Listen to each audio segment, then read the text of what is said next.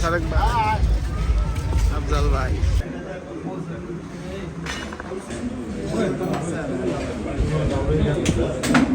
পদ্ধতির আগমন, পদ্ধতির আগমন,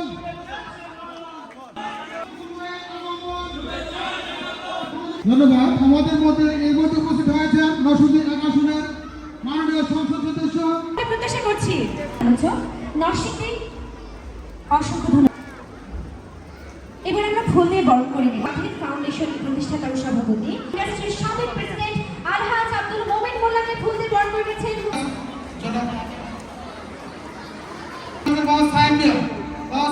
কার্যনির্বাহী সদস্য ওনাকে ফুল দিয়ে বরণ করেছেন আমাদের সভাপতি।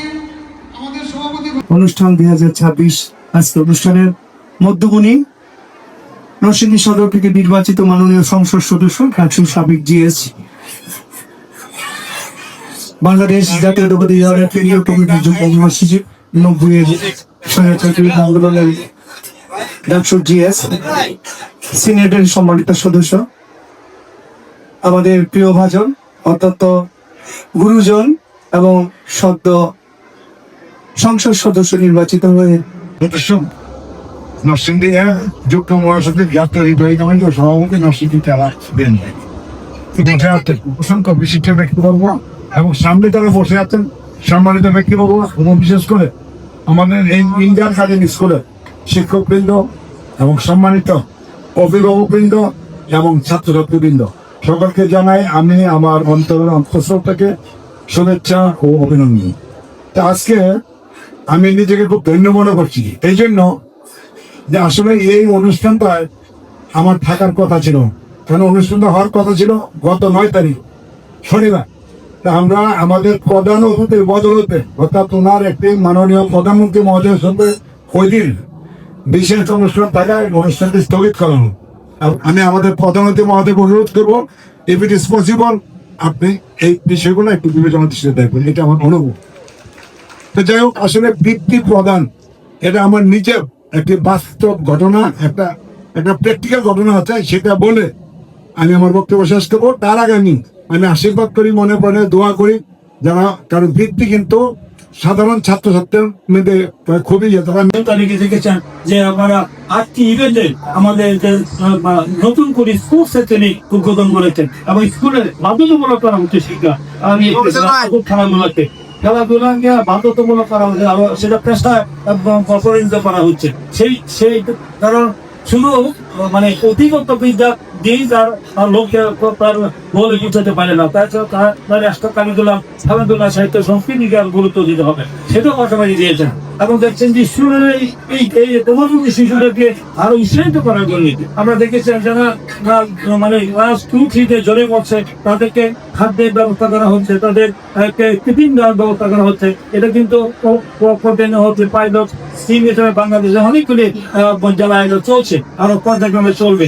আমরা দেখেছেন যে প্রতিটি উপজেলায় ও প্রতিটি জেলায় 2টি উপজেলায় আমরা দেখেছেন যে এই কমিউনিটি শিশুদেরকে স্কুল হবে বিনা বললে আপনাদের ড্রেস দেওয়া হবে, স্কুল ড্রেস দেওয়া হবে, জুতা দেওয়া হবে, ড্রেস জুতা হয়েছে সেটা বাস্তবায়ন করা হবে। কিন্তু এগুলো আপনার করতে অর্থ তো নেই, তারপরে করা হবে। আমিও আগামী জুনের 7 তারিখে আমাদের দ্বিতীয় জাতীয় সংসদ সেশন অধিবেশন শুরু হতে যাচ্ছে। সেখানে আমি কিন্তু শিক্ষাকে সর্বোচ্চ প্রাধান্য দেওয়ার জন্য অনুরোধ করবো যেন এই শিক্ষাকে ঢেলে সাজানো যায়। তা সেখানে আমাদের দল সরকার আমাদের দেখেছেন কিভাবে লুটপাট হয়েছে শিক্ষার ক্ষেত্রে। কদিন আগে সংসদে প্রস্তুত দেওয়াবে মাননীয় প্রধানমন্ত্রী তিনি কিন্তু একটি কথা বলছেন, আমি নবী বাবুকে দেখাচ্ছিলাম যে বাংলাদেশ থেকে এই 17 বছরে 234 বিলিয়ন ডলার বিদেশে পাচার হয়েছে।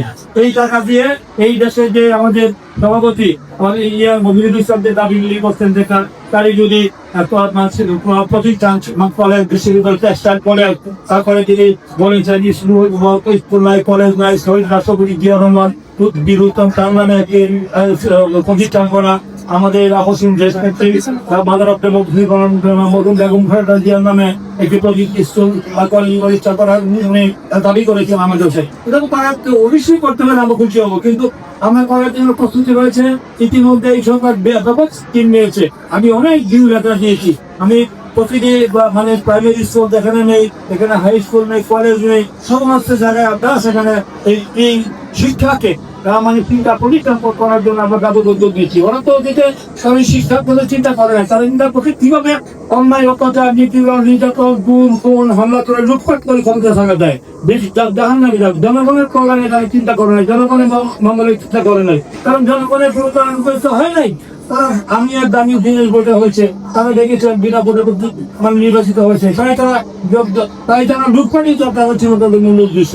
জনগণের উন্নয়ন দেশে যে বেহাল অবস্থা, রাস্তাঘাট শুরু করে মসজিদ মাদ্রাসা যে অবস্থা, ব্যাংক করছে, অনেকে ক্ষমতা করেছে, আমরা কিছু করতে পারবো না। ফ্যামিলি কার্ড আমরা দিতে পারবো না বলছিল। ফ্যামিলি কার্ড কিন্তু অলরেডি আমরা দেখেছেন যে 12 দিনের মাথায় ফ্যামিলি কার্ড দেওয়া হয়েছে। আমরা প্রায় 37,000 পরিবারের ফ্যামিলি কার্ডের আমরা ঘোষণা দিয়েছি, আমাদের কার্যকরী শিক্ষা হয়েছে। এবং কৃষক কার্ড অলরেডি